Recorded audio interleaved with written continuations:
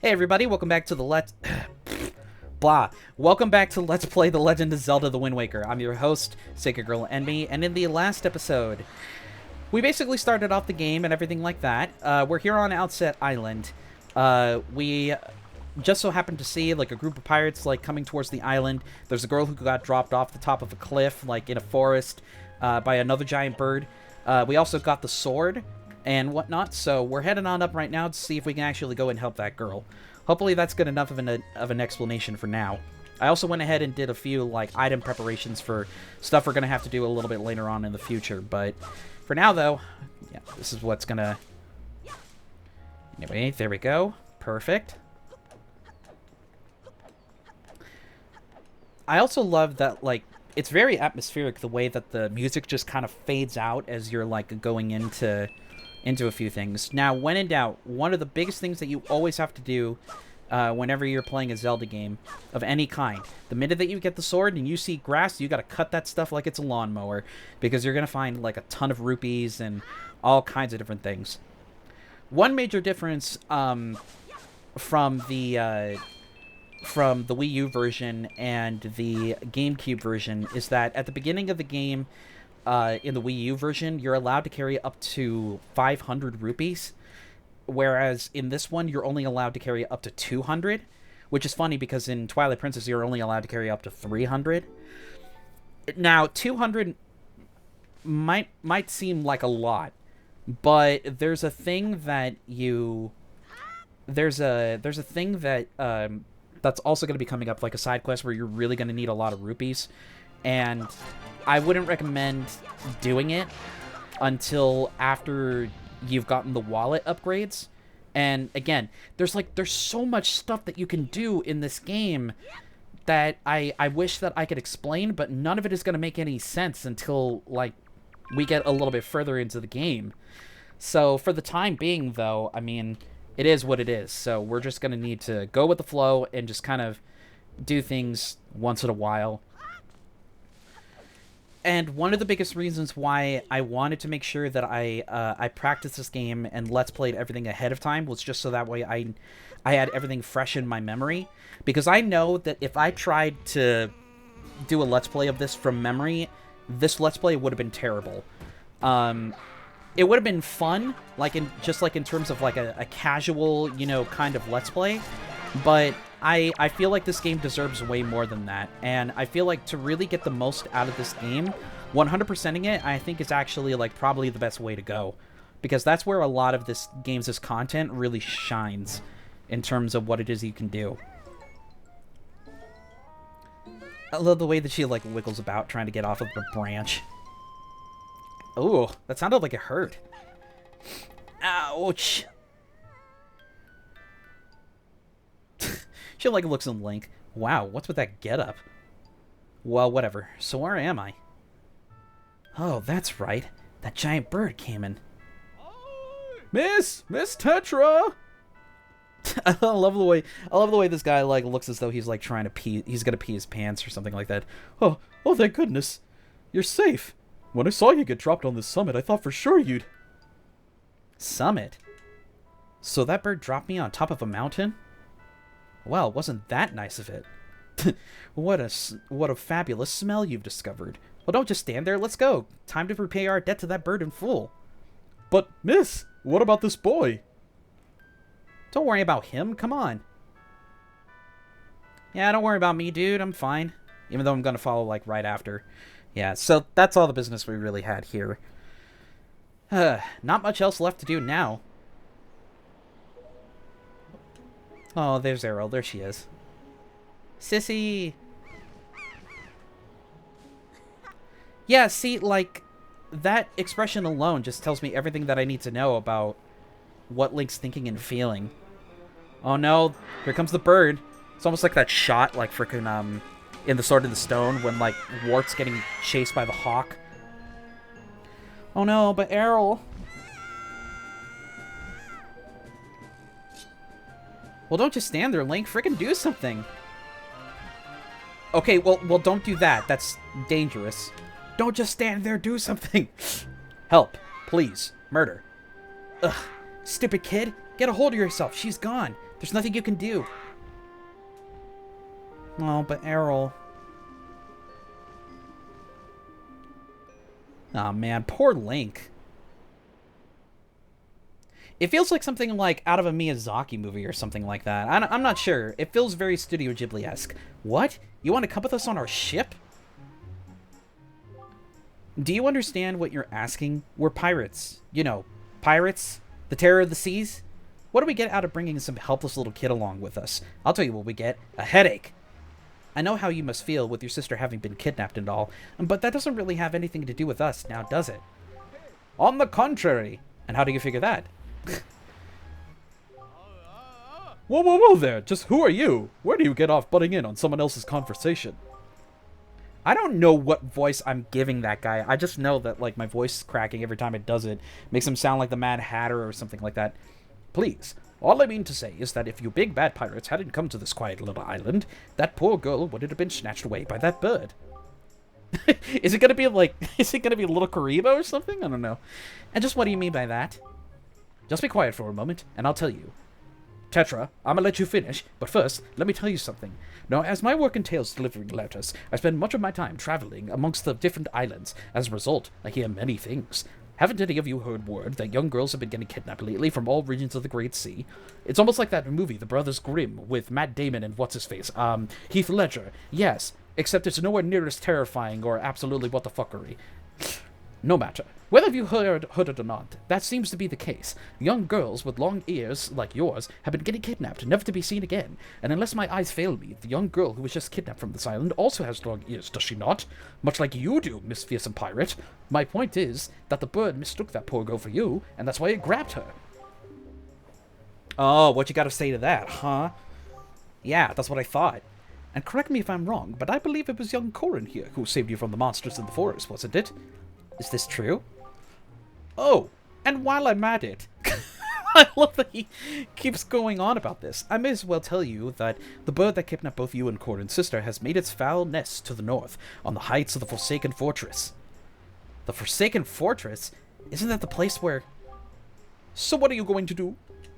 Under the circumstances, I don't think it would be unreasonable for you to give Corin a little help now, would it? Ugh, I don't need you to tell me that. Even if I were to consider it, lately I've heard nothing but evil rumors about this Forsaken Fortress. You can't possibly mean to go there with nothing but that cheap little sword. That's not brave, it's stupid. I mean, come on, even a simple little island like this has to have something you can use as a shield. You know, something to protect yourself with. Anything? Tell you what, if you come back with something like that, we'll let you stow away on our ship. Oh, and one more thing. Once we leave, you won't be coming back here for a while, so you better go say goodbye to your family while you have the chance. I don't want you getting all weepy-eyed and homesick on me. Nah, I'm not going to develop that status that Ness does in Earthbound, the homesickness status. Well, if I remember correctly, there was a shield that was actually right hanging on the wall of Grandmother's room. So that's exactly where we're going to go. Freaking, nobody's got to get that Brothers Grimm reference or anything like that. The only reason why I'm even bringing it up is because freaking that movie traumatized me. Like when I was a kid, I was like 12 years old when we went to see it, and there was this one scene that just like absolutely scared the living daylights out of me. And freaking, I was browsing, you know, like I usually do, like on Facebook and stuff like that, and just like in the reels, that particular scene just managed to like pop up on my feed again, and once again, like, all the childhood nightmares just started coming back to me. And I was like, oh, hello, childhood nightmares. Haven't seen you in a while. Is this what you're looking for? Yeah. I know it's with a heavy heart that he doesn't really want to do it, but I mean, we don't really have much of a choice. Take it with you. See, this is like the one time where he's like so reluctant to be receiving like a special item. You got the hero's shield. This is the legendary shield said to have been used by the hero himself. Like, he really doesn't want to have to take it, but I mean, he has no choice. He has to have it in order to save Errol. I guess it is true. Errol really has been kidnapped, hasn't she? What kind of monster could take such a sweet young child? Aw, don't worry, we're gonna get her back. So you could try talking to Grandma all you want to. Oh, Errol. If you actually look over here, she has pictures of me and Errol on there. It's really cute. It's really kind of sad because it's like, looking back, there's so many things about this game that I really kind of identify because, like, I was really close with my grandmother when I was little, and she unfortunately passed away in 2011 when I was turning 18, just as I was finishing up high school, actually. So I really, like, was very, very close with her. So the fact that, like, in the same year, well, not really the same year, but, like, in the year that my little sister was born, 3 years later, we would end up losing my grandmother. But I'm thankful for the fact that she was actually, like, alive to see my sister be born. So she did at least, spend that little bit of time that she had with her while she was still alive. Good luck, Corin. Good luck finding Errol. Have fun storming the castle. Take care of yourself. I don't think I really want to come back to that, especially with the freaking kid with the drool coming out of his nose. Freaking get a tissue or something. I know that it's spring season and hay fever is just all sorts of bad, but come on, man. Don't worry, Grandma. I'll come back. I'll make you proud. Anyway. How much longer is this going to go on, do you think? Do you have an estimate? Well, screw you. I'm trying to have a heartwarming moment. Are you sure you shouldn't just quit right now? Seriously, just think about it. That frickin' smirk. I can tell you're just going to get more sentimental from here on out. There's still time, Are you sure we shouldn't just turn around and take you back to your island? I love that, like, Link actually is looking back at the island and it's like, nah, I can't do it. There's nothing more that I want than just to get, my sister back. Well, anyways, if we talk to Tetra again, Corin, listen, kid, you can't just stand around on deck. You'll get in everyone's way. I've told Niku to look after you, so you'd better report below decks and ask him what you should be doing. Alright, well, that's exactly what I'm going to do. We're going to head below deck, and we're going to see what it is that we can do down there. Because I guess we're now the new cabin boy, or whatever it is. You can try and head in this room all you want to, but this dude is just going to keep stopping you. Stop right there. This is Miss Tetra's cabin.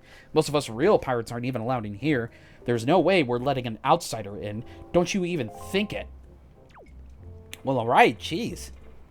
I'll just go steal all of your treasure from below the deck, then. How do you feel about that? Oh, well now, ahoy there, Swabby. As of today, I am your superior, Nico. Now, I promise I'll go easy on you, so you do as I say, okay? Right. Now, first off, you have to take the test all new pirates have to take. It's a bit of a doozy, so get ready. You watch everything I'm about to show you real careful-like, so you can cram it into your no-doubt mushy swabby brain. Well, alright, Mr. Smee. Don't try to stop me, Mr. Smee. Don't you dare try to stop me. Stop me, Smee. Smee, you better get your ass over here right now. I'm coming. Don't just stand there. I'm trying to commit suicide. That's like one of my favorite bits from Hook. Now, check it out. After the platforms rise up from the floor, you gotta jump on them. So we're getting a little bit of some parkour. Some lessons basically in terms of how the platforming is actually going to work in this game. I mean, I wouldn't really consider Zelda much of a platformer because, I mean, it's not like how it is with Breath of the Wild or Tears of the Kingdom for that matter, where it's like you actually have a dedicated jump button. So exploring is like a lot more free-flowing in those kinds of games. But here, much like in Ocarina of Time and Twilight Princess and Skyward Sword, you do an auto jump anytime that you run off of a ledge. So it basically does most of the platforming for you. So as Niku's saying over here, he's challenging us to basically try and swing from the ropes and get to the other side over there. It will probably take you at least 1 year before you're good enough to make it all the way here. One rough year. One tough year full of bumps and bruises. Of course, if you manage to do it faster, I'll reward you. This ought to be good for a chuckle or two. Alright. So, naturally, I'm going to do exactly as he says. If you want to turn the camera like this, you have to hold down the L button so that way you can center it behind Link. But we are going to basically cheese this like nobody's business. So we're just going to swing from these. Then I'm going to go ahead and turn this around this way. We're going to go ahead and swing the ropes back and forth. So that way we can get onto this platform. I'm going to go ahead and... yeah. What not? We'll go ahead and... yeah, there we go. Uh-oh. The time is running out. Well, thankfully... oh, yeah, there we go. What? You did it already? I'm proud to have you as my underling. He's like looking around. Like, dude, there's nobody here. I wonder if it's okay to just give that to him. I don't see why not. I don't get busted. Alright, Swabby, I'll tell you what. You can have the treasure in that chest over there. It's your reward from the great and generous Nico. Hurry and take it before someone comes. Dude, it's literally just you and me down here. There's nobody... well, I mean, there is the one guy who's guarding Tetra's room, to be fair, but... I mean, you're being a little bit too suspicious. Anyways, you got the spoils bag. You can keep the items you get from enemies in this handy pouch. It can hold up to 8 types of items. So then we can go ahead and set it to whatever of these 3 buttons that we want to. Hey, Corin, we've reached the Forsaken Fortress. Hurry up and get here. Well, alright. Now that we're done over here, we have no other business, so we've gotten everything that we need to. So let's head on back up to the surface. Or not really to the surface. Let's head up above deck. That's what I was saying. I was trying to say. I don't know all the terminology for boats or anything like for ships, so you guys are gonna have to forgive me. Hello. Hey, Corin, here I am, up here. Alright, I understand. Why are you shouting? Alright, so I'm going to pull the camera back just a little bit so that way we can go ahead and... man, going back to this just from practicing and playing Twilight Princess, man, the camera controls in that is nowhere near as good as the camera in this game. What were you doing with Nico? Don't tell me you were playing some stupid game for treasure, were you? Well, whatever. You say that a lot, don't you? You're very tsundere, I've come to notice. There's something you need to see. Have a look over there. That's the Cursed Isle, known as the Forsaken Fortress.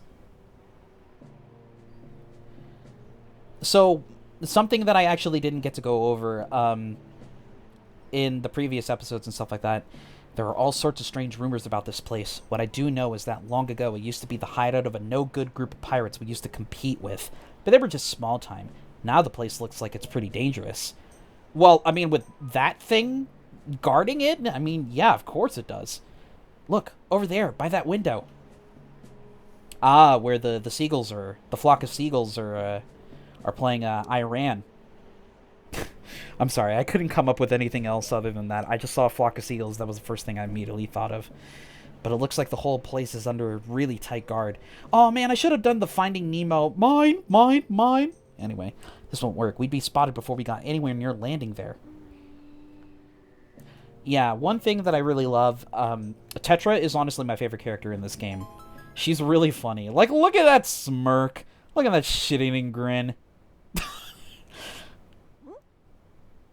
Oh my god, I love this scene. This scene is so freaking funny. They're literally just gonna launch him out of a barrel. Look, don't struggle. If you really want to get into a dangerous place like that, this is the only way to do it. Trust me. We pirates do this all the time. I also didn't get to mention this too. I love her lightning bolt-shaped bangs. I don't know what it is about that I like. Anyways, don't worry about it. It'll be a piece of cake. Is everybody ready? Aye, aye! Never you fear, kid. We're pros. We're gonna launch you good. 3. That's a James Rolfe, like, frown if I ever did see one. Well, there he goes. Goodbye. I love that he's waving goodbye.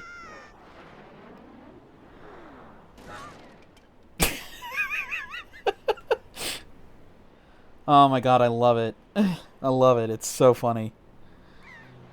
Oh my gosh. And splat, there we go. Splish splash, I was taking a bath. And here we are, everybody, the Forsaken Fortress. Oh, boy. I wonder how we're going to handle this. Oh, my God, the expressions and stuff like that is just like, ugh. Feels good to be on dry land. Anyways, your sword landed all the way up there? Shoot, I'm sorry. I apologize. I was almost going to say I apologize, but frickin'... Anyways, I guess my aim was off by a little bit. The look on your face. Priceless! I slipped this stone into your pocket just before we fired you over there. It's no ordinary stone either. I can see what you're doing through the stone, and obviously you can hear me through it. So, if you see the A button flashing, you better press that button. I'd put the stone on your quest status screen. Press start and use blah blah blah to scroll around. It's pretty basic. Hey, but listen carefully. I need this back after you save your sister, so don't go losing it, you understand? Right, well, I think this is basically going to do it for this episode. So, in the next one, we're going to explore the Forsaken Fortress and try to get our sister back.